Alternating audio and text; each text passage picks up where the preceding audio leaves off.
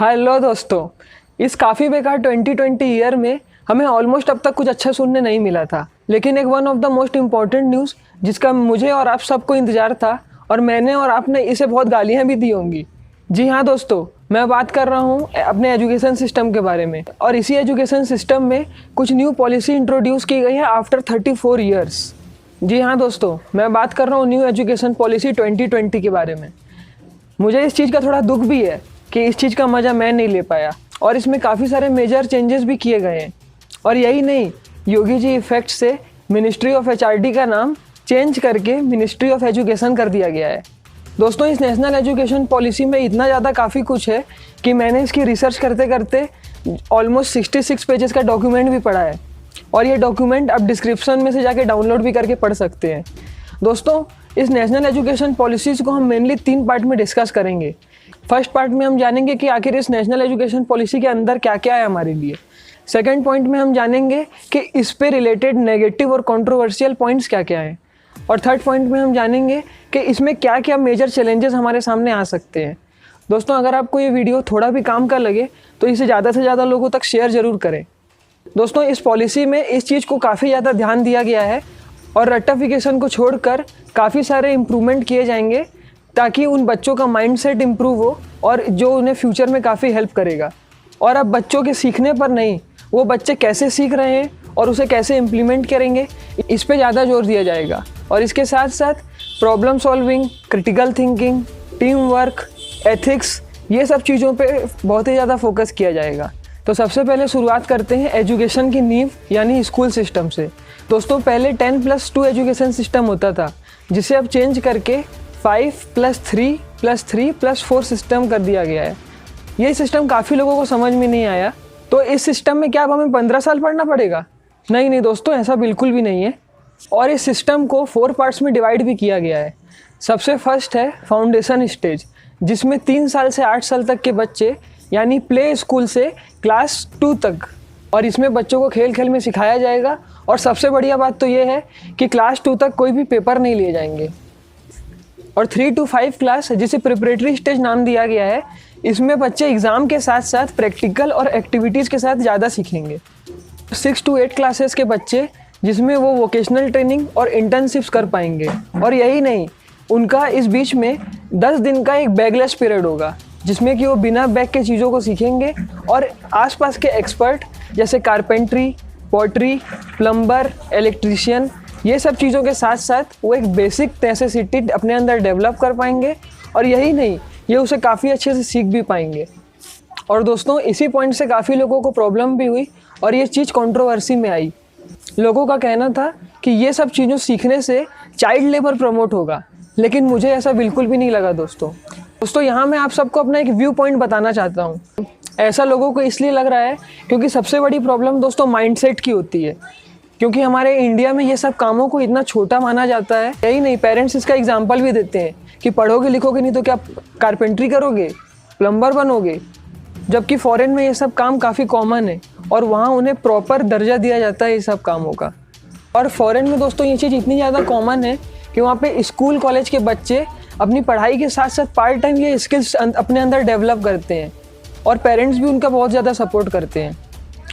दोस्तों, पहले हम बात करते थे कि प्रैक्टिकल चीज़ें हमें सीखने नहीं मिलती, और जब हमें उस चीज़ का मौका मिल रहा है स्कूल से ही, तो हम उस चीज़ पे कंट्रोवर्सी कर रहे हैं।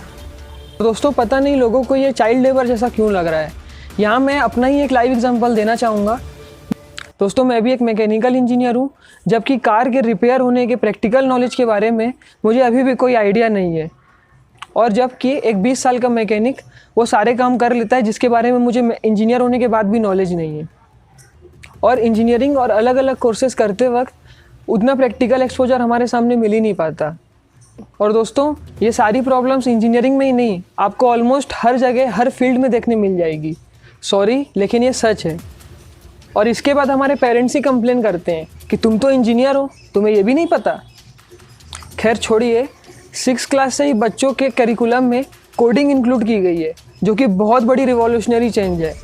बच्चे कोडिंग से इंट्रोड्यूस तब होते हैं जब वो कॉलेज में पहुंचते हैं, और आने वाले डिजिटल वर्ल्ड में ये 6 क्लास से ही कोडिंग सीखना स्टार्ट करेंगे तो आगे बहुत ही ज़्यादा अपना करियर इस पे बना पाएंगे। अब बात करते हैं 9 to 12 क्लास के बच्चों की। दोस्तों इसमें बोर्ड्स तो रहेंगे ही, लेकिन इसमें रेक्टिफिकेशन को छोड़कर थोड़ा नॉलेज पे ज़्यादा जोर दिया जाएगा। इसमें भी बहुत मेजर चेंज किया गया है। जैसे 10th क्लास के बाद बच्चों को 11th क्लास में अलग अलग स्ट्रीम चूज़ करने का बाउंडेशन होता था, और कई बार उनके नंबर कम होने के कारण उनके साइंस में इंटरेस्ट होने के बाद भी वो साइंस सब्जेक्ट चूज़ नहीं कर पाते थे। लेकिन अब ऐसा नहीं रहेगा। जी हाँ दोस्तों, अब बच्चे अपने इंटरेस्ट के हिसाब से अपने सब्जेक्ट के कॉम्बो बना सकते हैं। जैसे कि मुझे साइंस में सिर्फ फिजिक्स पसंद है, केमिस्ट्री बायोलॉजी में नहीं पढ़ना चाहता, तो दोस्तों फिजिक्स के साथ मैं अपना और कोई मनपसंद सब्जेक्ट इकोनॉमिक्स या पॉलिटिकल साइंस या म्यूज़िक, लिटरेचर, ये सब मैं अपने सब्जेक्ट के साथ ऐड कर सकता हूँ और एक अपने हिसाब से अपना एक सब्जेक्ट का कॉम्बो बना सकता हूँ। दोस्तों इस तरीके को हम मल्टी डिसिप्लिनरी स्टडीज़ कहते हैं, जो कि फॉरेन में काफ़ी कॉमन है ना। एकदम झकास बात। दोस्तों बच्चे इसमें बहाना मारने को छोड़ फोकस कर पाएंगे, क्योंकि सारे सब्जेक्ट उनके चूज़ किए ही होंगे और उनके इंटरेस्ट के अकॉर्डिंग ही होंगे। ये तो बात हुई स्कूल सिस्टम की, तो क्या कॉलेज एजुकेशन सिस्टम में भी कुछ चेंज किया गया है? जी हाँ दोस्तों, काफ़ी बच्चे कॉलेज जाने के बाद अपने घर की फाइनेंशियल कंडीशन, मेडिकल सिचुएशन या अदर किसी सिचुएशन के कारण अपना कॉलेज पूरा नहीं कर पाते थे और उन्हें बीच में ही ड्रॉप आउट होना पड़ता था।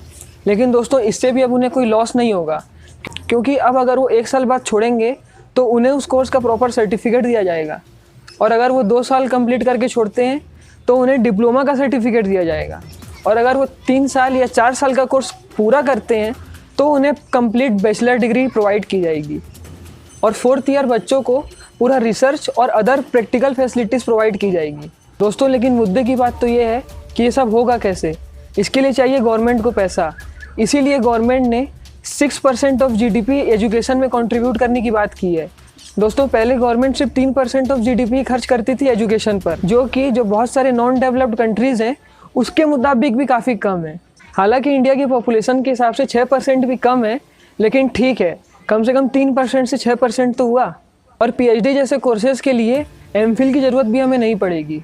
और दोस्तों यही नहीं, फॉरेन की जो काफ़ी बड़ी बड़ी यूनिवर्सिटीज़ हैं उन्हें भी इनवाइट किया जाएगा इंडिया में अपने कैंपसेस बिल्ड करने के लिए, लेकिन इसमें काफ़ी ज़्यादा टाइम है अभी। अब हम बात करेंगे इसके जो कंट्रोवर्शियल और जो नेगेटिव एस्पेक्ट्स लोगों को दिख रहे हैं। दोस्तों अभी तक बच्चों पर शुरू से ही इंग्लिश लैंग्वेज पढ़ने का काफ़ी ज़्यादा जोर दिया जाता था, लेकिन अब इस पॉलिसी ने रिकमेंड किया है कि स्टेट 5th क्लास तक अपने बच्चों को लोकल लैंग्वेज या उनकी मदर टंग में एजुकेशन दे सकते हैं। लेकिन फिर इसमें इतनी कंट्रोवर्शियल वाली क्या बात है? दोस्तों ये कंट्रोवर्सी इसलिए क्रिएट हो रही है क्योंकि अगर पेरेंट्स का ट्रांसफ़र साउथ से ईस्ट में हो गया तो बच्चा वहाँ की लैंग्वेज कैसे कॉप अप कर पाएगा? और दोस्तों दिल्ली और बड़े बड़े शहर जहाँ पे काफ़ी सारे कास्ट के लोग रहते हैं, तो वहाँ पर कौन सी लैंग्वेज का प्रेफरेंस ज़्यादा दिया जाएगा? दोस्तों मेरे व्यूज़ से इंग्लिश बहुत ही ज़्यादा ज़रूरी है हमें ग्लोबली कम्पीट करने के लिए, क्योंकि इंग्लिश ही एक ऐसा लैंग्वेज है जिससे हम ऑल ओवर वर्ल्ड कम्युनिकेट कर सकते हैं। सेकंड है, गवर्नमेंट एजुकेशन बॉडीज़ को एक साथ मिला के सेंट्रलाइज करना चाह रही है, जो कि काफ़ी लोगों को गलत लग रहा है। थर्ड पॉइंट, जो कि मैं पहले ही डिस्कस कर चुका हूँ, कि लोग बच्चों की इंटर्नशिप और वोकेशनल ट्रेनिंग को एज अ चाइल्ड लेबर समझ रहे हैं, जो कि मेरे पॉइंट ऑफ व्यू से एक बेवकूफ़ी ही है। दोस्तों अब हम बात करते हैं थर्ड मेजर पॉइंट की, इस चीज़ के चैलेंजेस। फर्स्ट पॉइंट, इस पॉलिसी का इम्प्लीमेंटेशन। दोस्तों अभी तक हमने जाना कि ये सिर्फ एक पॉलिसी है, और जब इसे फर्दर प्रोसीड किया जाएगा और तब ये एक लॉ बन पाएगी और ऑल ओवर इंडिया के एजुकेशन सिस्टम में इसका इम्प्लीमेंट होगा, लेकिन इसमें टाइम भी लग सकता है। तो दोस्तों मेरे व्यू से इस चीज़ में थोड़ा ज़्यादा जल्दी करनी चाहिए ताकि इसका एडवांटेज ज़्यादा से ज़्यादा बच्चे ले पाएँ। सेकेंड मेजर चैलेंज लगा मुझे टीचर्स और स्कूल्स के लिए। दोस्तों जैसा कि हमने देखा कि ये कोविड-19 पेंडेमिक में टीचर्स को ऑनलाइन क्लासेस लेने के लिए बोला गया, लेकिन उन्हें आइडिया नहीं था और इसके कारण उन्हें बहुत ही ज़्यादा प्रॉब्लम भी हुई। और इसमें प्रॉब्लम ये हो सकती है कि इसमें ऑलमोस्ट सारा कुछ ही नया ही है और टीचर्स को और स्कूल्स को इसे अडेप्ट करने में थोड़ी प्रॉब्लम हो सकती है। वो डिपेंड करता है दोस्तों कि गवर्नमेंट उन्हें कैसे ट्रेनिंग प्रोवाइड करती है। सो दोस्तों ये मैंने कोशिश की आपके सामने न्यू एजुकेशन पॉलिसी 2020 के बारे में अपने व्यूज़ और इसका समराइज़ करके आपको ईजी वे में प्रेजेंट करने की। सो अगर आपको ये वीडियो अच्छा लगे तो लाइक करके सब्सक्राइब करें और बेल आइकॉन ज़रूर प्रेस करें, और प्लीज़ ज़्यादा से ज़्यादा लोगों तक शेयर ज़रूर करें ताकि वो या उनकी फैमिली में से कोई इस चीज़ को समझ पाए ईजी लैंग्वेज में और उसका एडवांटेज ले पाए। And last, thanks for watching.